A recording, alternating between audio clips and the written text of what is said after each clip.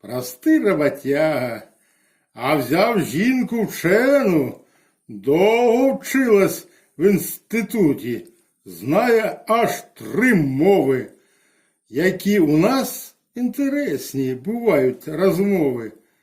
Прийду, бува, із пивнички, чи там із буфета, а вона як застрокоче, наче з кулемета, розпікає по-французьки, по-німецьки лає, а бува, що й італьянське слово добавляє.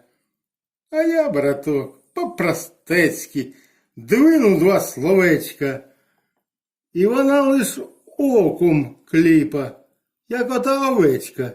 Бо такі слова я знаю, в 3 дуги загнуті, що їх, браток, не вивчають в жоднім інституті.